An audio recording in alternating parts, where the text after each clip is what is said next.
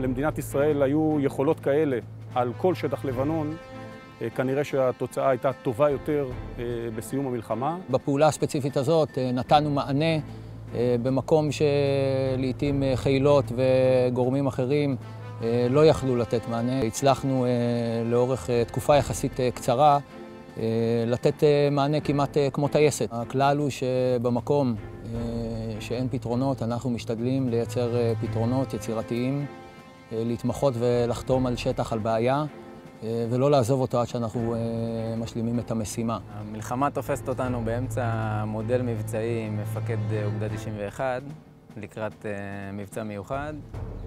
הוא הולך הצידה באמצע המודל, אנחנו מבינים שקורה פה משהו חריג, ותוך כמה שעות אנחנו בעצם מוצאים את עצמנו, באמת מחלצים את 4 הנעדרים. תוך כמה שעות מחברים נשקים שבכלל היו בצד בצביעה, ורצים לתוך רכבים לבנים, שזה מה שהיה באותו זמן זמין. נוסעים במהירות גבוהה על הנקודה הכי קרובה לשטח, ומוצאים את עצמנו פשוט רצים פנימה, חופשים קסדות תוך כדי ריצה. אז נשארנו שם יותר מ-36 שעות, תוך כדי אש, גם ארטילרית וגם טילים שעפים לעברנו. ואנחנו בעצם מתארים שם את השטח, בלילה בונים חומה, מנהלים אש, כולל זריקות רימונים וטיהור של פתחים רבים בתוך השטח, עד שבעצם כוח הנדסה כבד נכנס להחליף אותנו שם כדי לסיים את הטיהור של המנהרות. אנחנו מקבלים אור ירוק למשימה. הכוח מבצע נוהל קרב קצר מאוד, גם במונחים של מלחמה. שעות ספורות של נוהל קרב. אורזים את הציוד, צובעים את הפנים, עושים תדריך, מסדר קצר ויוצאים לדרך. אנחנו נוחתים במנחת שרחוק 4 קילומטר מהמנחת המתוכנן, ובעצם מתחילים תנועה, הזמן קצר, אחרי חצות, ואנחנו צריכים להכניס כוח יחסית גדול של כמה עשרות לוחמים, בתנועה יחסית ארוכה עם משקל מאוד גדול על הגב של כל לוחם ולוחם. אזור שהוא שקט, הוא אמנם רווי אויב, אבל האויב הוא חשאי, כי צה"ל לא נמצא שם, ולכן החוויה היא שונה לגמרי.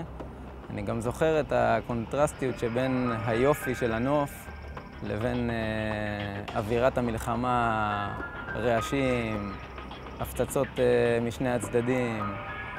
זה היה איזושהי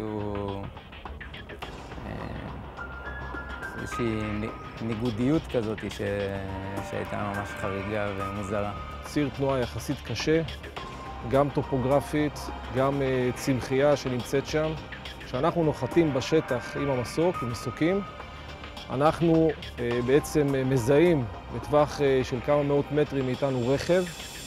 לא ברור לנו אם זה מקומיים או אנשי חיזבאללה שסורקים את המרחב, אולי שמעו משהו. הכוח במהלך כל המבצע עבר מספר חוויות של כמעט גילוי, ספק גילוי. הכוח בעצם מצא את עצמו מעל שבוע מהמצופה או מהתכנון שהיה לו להיות בשטח. במהלך הלילות חווינו מספר אירועים שבהם מחבלים מטפסים למרחב העמדות. הדבר האחרון שאתה רוצה זה להיחשף במרחב הזה באור יום. אני זוכר גם שאחרי קילומטר וחצי, שניים מהמנסעים נקרעו, הכתפייה נקרעה, ומה שעשינו זה שפתחנו 2 אלונקות, ופשוט התחלנו לרוץ עם האלונקות פתוחות לכיוון מתחם העמדות.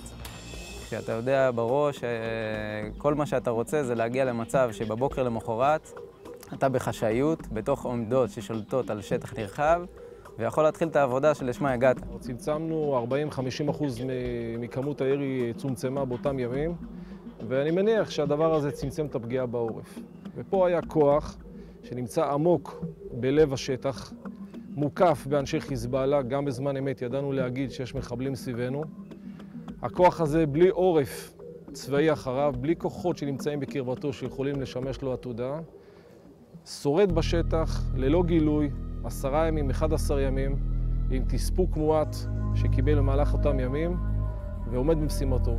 עבדנו סביב השעון באיתור והשמדה, כשבעצם היחידה, הלוחמים משתמשים במיטב כליהם, הסוואה, מודיעין, אש ותצפית, והיכולת להביא ולהכווין אש מהבית מדויקת ולפגוע בעשרות מטרות ובעצם להסיר את מרחב השיגורים שאיים על עורף המדינה.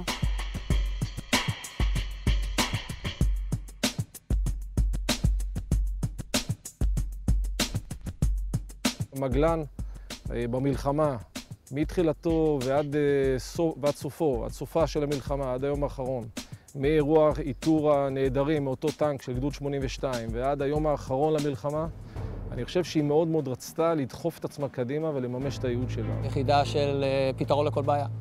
פתרון לכל בעיה בדרכים שהן אולי פחות קונבנציונליות, לחשוב, להעריך וליזום.